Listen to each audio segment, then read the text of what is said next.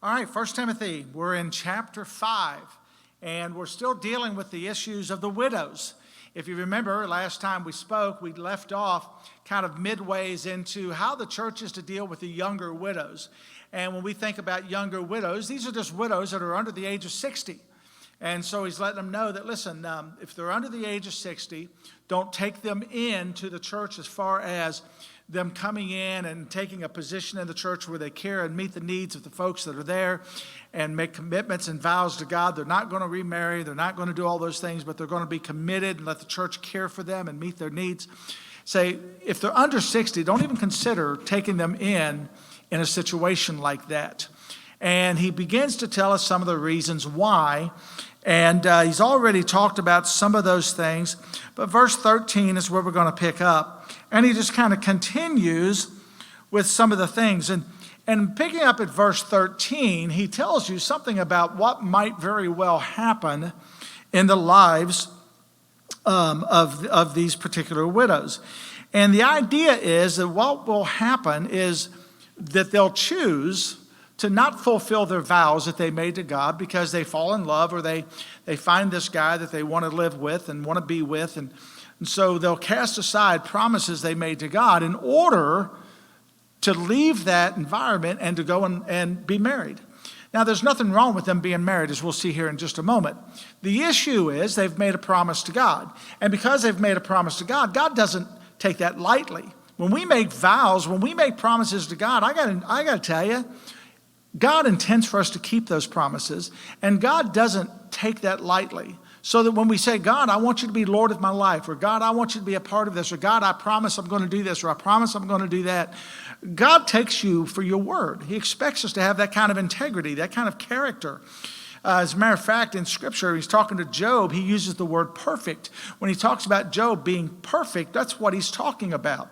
Here's a man who has character, has integrity. He's a man of his word. That's what he's talking about when he says that. And so the picture here is that, listen, I want you to be people of your word. And so what I don't want is for something to happen in your life or for you to make promises you just can't keep. All right? Because I want you to be people of your word, and I'd rather you not make the promise than to make the promise and not keep it. All right? So picking up in verse 13, he says this is what will happen to them. All right? He says, and withal, this is based upon the fact that these young widows have forsaken their promise, chosen to go ahead and remarry anyway. All right? He says in verse 13, and withal, this is what happens in that situation. They learn to be idle, wandering about from house to house, not only idle, but tattlers also and busybodies, speaking things which they ought not. So he says, here's what happens. He says, when we're willing to renounce a promise, or when they come to this place where they're willing to put aside promises that they've made to God, it's like a snowball rolling down a hill. It's going to pick up more steam, and it's going to gather up more snow, and it's going to get bigger and bigger. And so the same thing happens. The sin just increases. If we decide that we can just make a promise to God and then not keep the promise, the problem is once we're okay with that, then the sin will just keep getting bigger and bigger. If he's okay with that, then I can do this and then I can do that. And it just continues on. And so he's saying that's what's happening here. They learn, he says, and withal, they learn to be idle. He's not saying these were people that were idle to begin with. He's saying they put themselves in a position where if they've decided that they can turn on God on one issue, they will learn to turn on God on other issues. And it will be a continual process in their life. When Israel continued to sin, it was contrary to their covenant relationship with God. He had no other alternative but to judge them. If you remember, different occasions, you go back in Old Testament Scripture, you see it time and time again. But the thing the passage of Scripture that kind of jumped out at me that I thought was kind of cool is when Israel continued in sin, in Hosea 13:2, he says, and now they sin more and more. When we get comfortable with sin, it gets so much easier the next time. And then the next time it gets even easier, and so on down the line. So what he's saying is if these women, if they're willing to forsake the promises that they've made to God, it's going to be easier for them to lie. It's going to be easier for them to, to become idle, to tattle and busybodies. All those things will become easier and easier as time goes on. And so this is a picture of that young widow who has taken advantage of the church only to renounce her promise and then to seek after her own pleasures or what she desires instead. And it says that she becomes, first he uses idle. She becomes idle. There becomes nothing that's constructive in her life. Her life becomes a life that's no longer constructive, but now it's sought to just please her own self. Now she can say as she wishes. She can say things that she pleases. She can do as she pleases. And I thought about this because when you think about this picture, we're not talking about young widows. We're not talking about 18, 20-year-olds. We're talking about 40, 50, 60-year-olds, We're talking about, those that have been around for quite a while. When they're with the husband of their youth, if you would, you go through a lot together. You go through all the struggles together. You're building a home, you're building a career, you're building a family, and you're doing all of that together, and you don't really have time for all the other nonsense because there's too much on your plate. I mean, all of you know how that works. I remember, when Debbie and I had started our family and we're struggling to make ends meet. When we first started talking about the possibility of saving up enough we could buy a home or, first one thing and another. And it was always things to do, and you're working together and you're doing together. But then there was a place where the family grows older. All right, now you're no longer having to care for the kids. All right, now they've grown up. They got families of their own. They're building all the same things you once built. They're doing all those kinds of things. A little more secure when you get up in your 40s or 50s. Now things are a little more secure. Now the husband passes away. All right, she decides to remarry, but keep in mind, she's made a promise to the church, but now she's not going to fulfill that promise. But now that she's remarried, it's a different situation. You're not starting over. You don't have all that work. Chances are she's marrying some guy whose wife died. She's marrying some guy who, has already pretty well established himself in life. He's got a home. He's got all the things that he needs. There's really not much for her to have to do because she can become dependent upon him. He'll take care of her. She doesn't have a family to raise. She doesn't have all those things. So she's got a lot of time on her hands. She's got this guy that's going to take care of her. And she's got all this time in her hands. And he says what happens is she learns to be idle. Instead of, because keep in mind, she reneged on her promise to God. She backed off on that and not doing the things that she ought to do with that. So she didn't fulfill that vow, so now it's easier to sin. So what happens is instead of, studying Scripture, instead of spending time at the church, no, she becomes idle. And she begins to just spend her time doing things that are not profitable and are not constructive, and rather are things that are more detrimental to the cause of Jesus Christ. All right, because she doesn't have all these responsibilities, expectations. Now she's going to find a way to fill the time. By the way, I want you to picture this for a moment. I don't know if you dealt with this as much as maybe I dealt with it, but during all of our, I'm going to call it COVID time,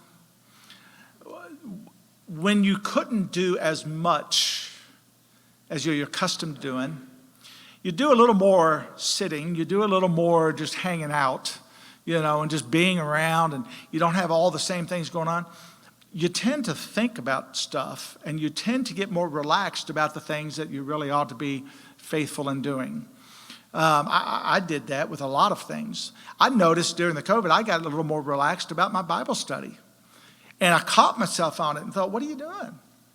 But you see, it's because you get discouraged with other things and you begin thinking. And so when you start thinking, you start thinking about negative things. You start thinking about all the things that are wrong and all the things that are not good. And you get a different attitude about stuff. You get real negative and get real down, get discouraged. And it's like, stop it. Stop.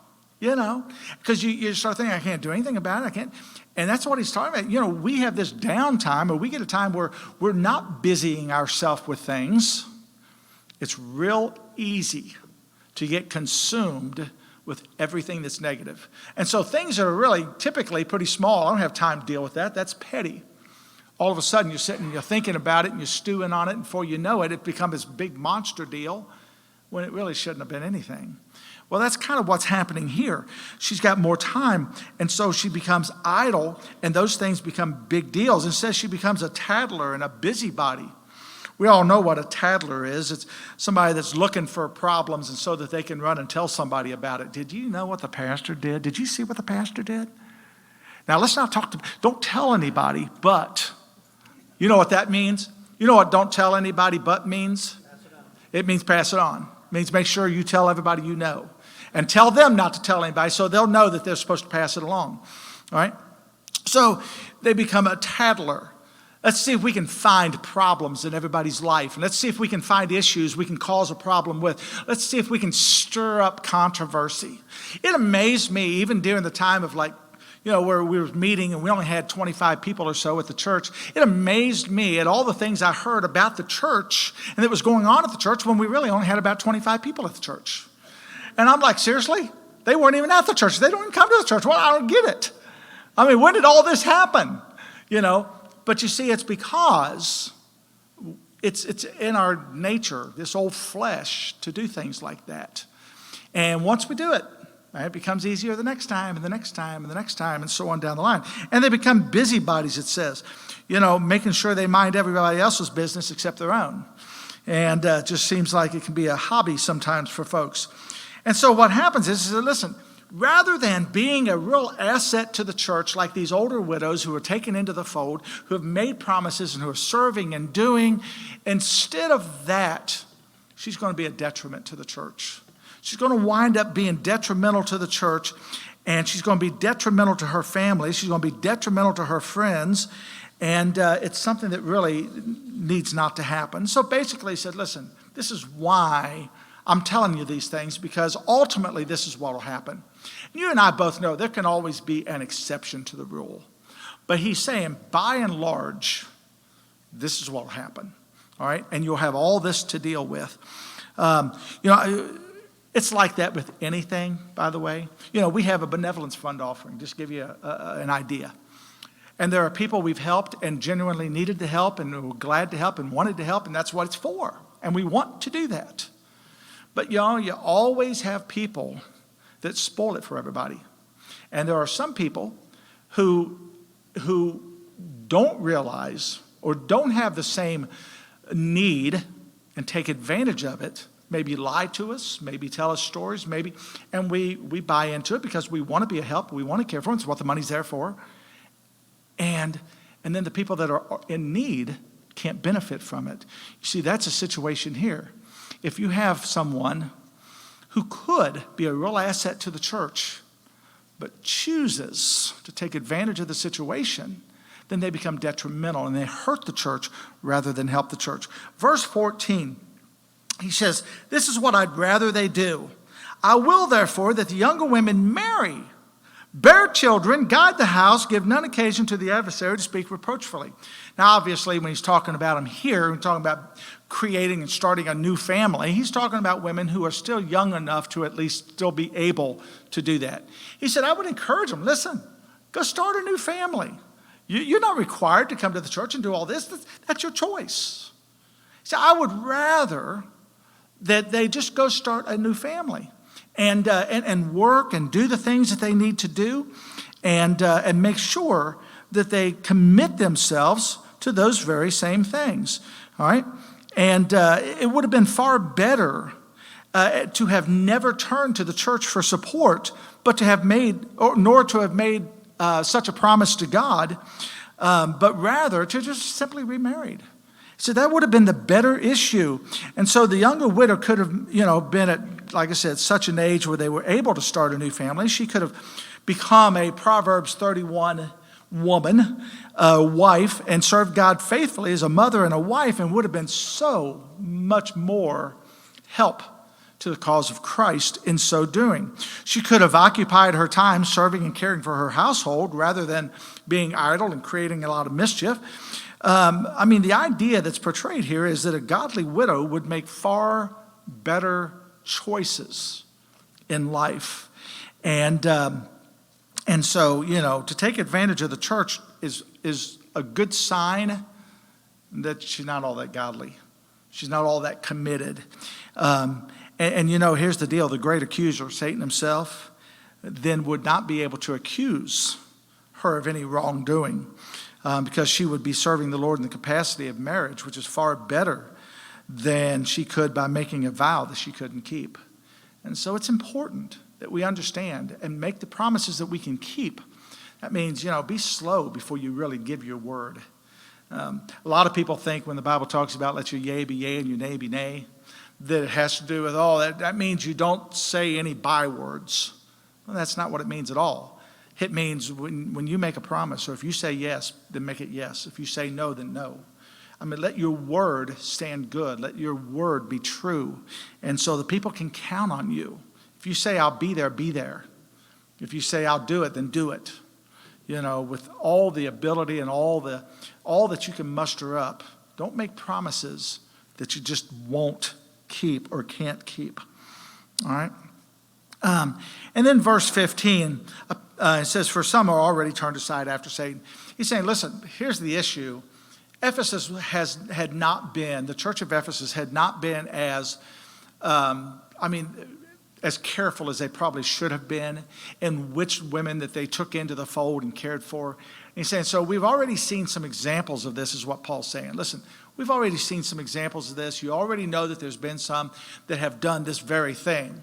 So it's not like I'm just, rambling on.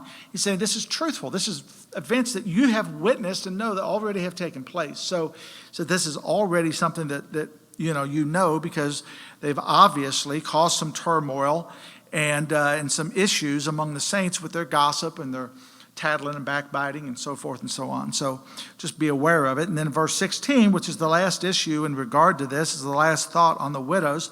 If any man or woman that believeth have widows, let them relieve them, and let not the church be charged, that it may relieve them that are widows indeed. All right? Again, he's saying, listen, here's the bottom line. If they got family, the family ought to take care of them. All right? So if you have a grandmother that's a widow, if you have a mom that's a widow, if you have an aunt that's a widow, if you have family, take care of them. Provide for them. Don't bring the church under that obligation. And that way the church then has the funding and has the ability to take care of the widows that are widows indeed. We talked about the widows indeed basically have no family, just them, and can't care for themselves. And so it allows the church to be able to take what little funding they have and to be able to care for the people that cannot provide for themselves. So it says, listen, families, we just need to take care to provide for the families. But the church can provide, but let the families take care of their own families so that it relieves the church in that obligation. All right? Any thoughts on the widows? We'll move into a new topic on this next verse. Yeah. So you said when you were talking about being married and then saying that they were going to serve the church, but then she got married again, and you said it would be better for her to, that the devil would say it was better for her to be married? Well, no. Here's the situation. If she's young widow, Paul basically says, God's word says, it would be better for her not to bring the church into the issue at all, not to just remarry. Because chances are she's young enough that she's going to anyway. So don't make promises to the church that in all honesty, you're not going to keep. You're not going to get into the fold and care for those things because you know that you're young enough that when the right guy comes along, you're probably going to remarry. And there's nothing wrong with the remarrying. Just say, don't obligate the church. Don't make promises to the church and don't commit yourself in that regard, knowing that in all likelihood you're going to remarry. All right? Anyone else? Okay, moves into a whole different subject here, but not entirely, because I guess as long as he's dealing with the issue of finances and that kind of thing, let's take our monies and put them to good use. Let's help the widows. Let's care for them. Let's do the things we need to do. And so as long as he's talking about those issues, he then just takes it on with the same line of thought in verse 17. Let the elders that rule well be counted worthy of double honor, especially they who labor in the word and doctrine. Now, he uses elders a couple of times in 1 Timothy, and he uses it in two different ways. We talked about in one case, he uses it in the sense that these are older people. In this particular case, he's using it in the sense of the elders of the church, the leadership of the church, all right?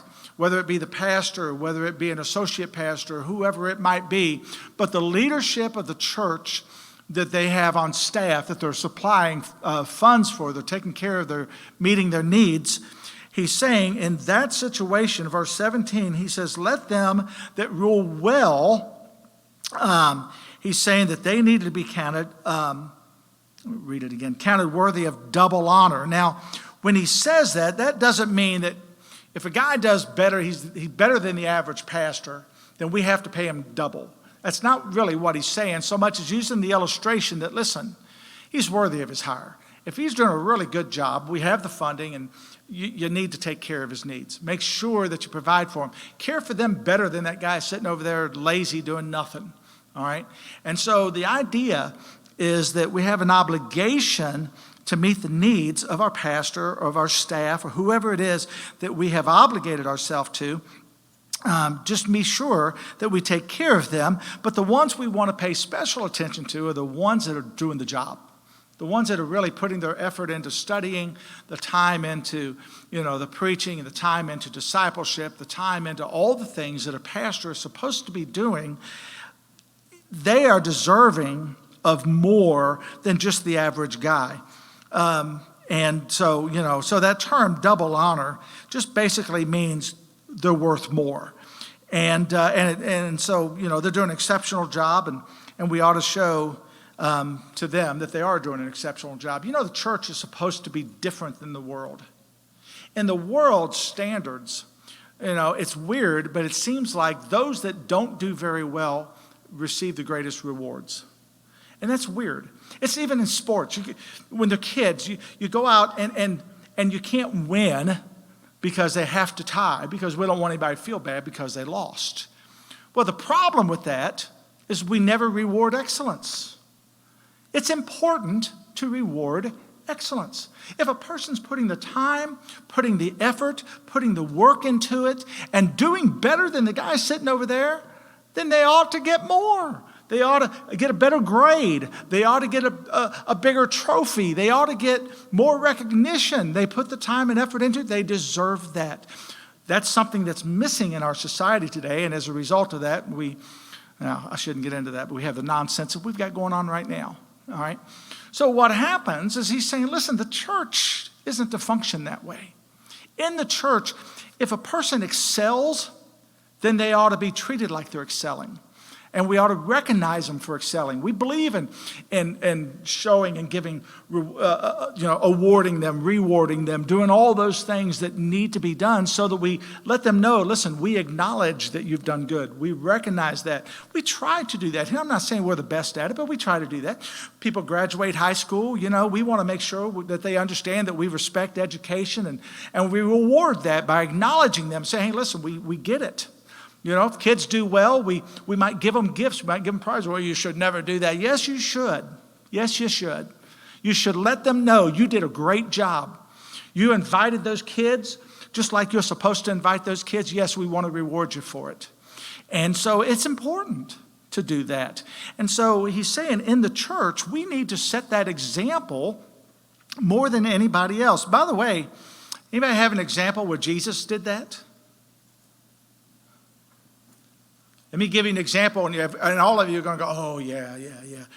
Matthew 25, when he divides up the talents, he tells the one guy, he says, listen, I'm going to give you, man goes away into a far country, and he leaves his servants to do his bidding for him, do his work for him. He gives one 5 talents. He gives another one 2 talents. He gives another one 1 talent. The guy he gives the 5 talents to, he goes out there and puts it to good use and doubles the talents. So when the guy returns, he gives him 10 talents back instead of 5. The guy that did 2 does exactly the same thing, doubles it, says, hey, I've got 4 talents. I put it to good use. The guy that he only gave 1 said, man, I don't want to lose this one. I'm scared to death I might lose it. So he buries it. And then when the guy comes back, he just gives him, he says, listen, I knew you was the kind of guy that really, you worked hard for what you got, and, what you have, it's important to you. So I want to make sure I didn't lose it. And so I buried it. And he said, that's not what I told you to do. And so he took that man's talent away and gave it, to the guy with 10. So what's the picture? I can read that for you, but It's in chapter 25 of Matthew. And you can read verse 21 and then verse 26 will be where you want to read.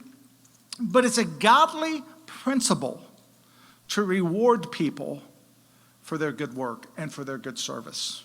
And so we should do that. We have an obligation to do that. All right?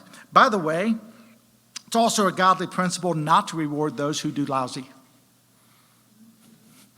So, I felt sorry for them. Yeah, me too. They should have worked harder. Me too. They should have stepped up the game a little bit. And if we're not careful, we do more damage, we do more harm to them for not stepping up and for not doing than we realize. So it's important. Listen, you do a good job, I'll reward you. You do a lousy job, you get nothing. All right? And so it's a godly principle. So he's saying, listen, we apply that even with the people that work for us in the church. Those that we employ, those that we financially care for, we do so in such a manner that, listen, we're going to reward you for your good work. We're going to reward you for what you do. All right? The word labor that he uses here, it's kind of an interesting word because the word labor that he uses here is not just work. Labor is a little more intense. You know, I can go work, and that doesn't mean I've worked hard. But when you hear the word labor, labor always means I gave it everything I had. Man, I worked. You know, I labored in the fields. I labored at work. I labored, you know, in this or in that. It's because what happens is it's working to the point of fatigue. It's putting forth all the effort to the point of exhaustion. And so the picture that he gives you here is the idea that, listen, to that guy that puts in more than the average guy, to that guy that's putting in the extra effort. And you know, I've talked to a lot of pastors, and it's kind of an interesting thing because I've worked hard my whole life. I mean, every job I've ever had have been jobs that were hard work. Steve and I owned a moving company, and we moved pianos for a living. You know, just to give you an idea, we'd take a piano like this one, take it to the second, third floor, just the two of us. And we worked hard. Every job I ever had was physical and worked hard. And so I understand what hard labor is. I understand what hard work is. And I understand times where, you know, we can get home to really late. I remember one particular occasion we had done.